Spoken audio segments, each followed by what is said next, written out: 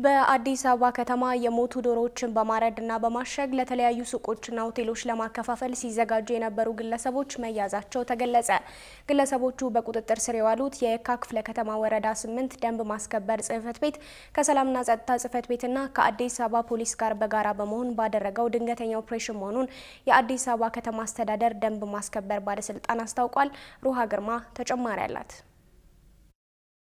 በመዲናችን አዲስ አበባ አሁንም የህገ ወጥ እርድ ጉዳይ ፈተና እንደሆነ ቀጥሏል። ህገ ወጥ የእንስሳት እርድ ፍቃድ ከተሰጣቸው ቄራዎች ውጪ በስጋ መርማሪ ሐኪሞች ጤናማነቱ ሳይረጋገጥ የእንስሳት እርድ በማካሄድ ለስጋ ማጓጓዣ ባልተፈቀደ ተሽከርካሪ በማጓጓዝ ስጋ ለተመጋቢዎች፣ ለምግብ ቤቶች፣ ለሆቴሎች፣ ለሱፐርማርኬቶችና ለሉካንዳ ቤቶች ለንግድ ማቅረብ ነው። የህገ ወጥ እርድ እንደ ከተማም ሆነ እንደ ሀገር የሚያስከትላቸው በርካታ ዘርፈ ብዙ ጉዳቶች እንዳሉ የሚታመን ሲሆን በተለይ ግን ከጤና ጋር በተያያዘ በዘርፉ ላይ የተደረጉ ጥናቶች እንደሚያስረዱት ከእንስሳት ወደ ሰው የሚተላለፉ በሽታዎች እስከ 200 እንደሚደርሱ ነው። በመሆኑም በህገ ወጥ መልክ ታርዶ ለተመጋቢ የሚቀርብ የእንስሳ ስጋ ዘርፈ ብዙ የጤና እክሎችን በህብረተሰቡ ላይ የሚያደርስ እንደሆነ ይታመናል። በዚህም በአዲስ አበባ ከተማ በሾላ ገበያ የሞቱ ዶሮዎችን በማረድና በማሸግ ለተለያዩ ሱቆችና ሆቴሎች ለማከፋፈል ሲዘጋጁ የነበሩ ግለሰቦች በቁጥጥር ስር መዋላቸውን የአዲስ አበባ ከተማ አስተዳደር ደንብ ማስከበር ባለስልጣን አስታውቋል። ግለሰቦቹ በቁጥጥር ስር የዋሉት የየካ ክፍለ ከተማ ወረዳ 08 ደንብ ማስከበር ጽሕፈት ቤት ከሰላም ጸጥታ ጽሕፈት ቤትና ከአዲስ አበባ ፖሊስ ጋር በመሆን ባደረገው ድንገተኛ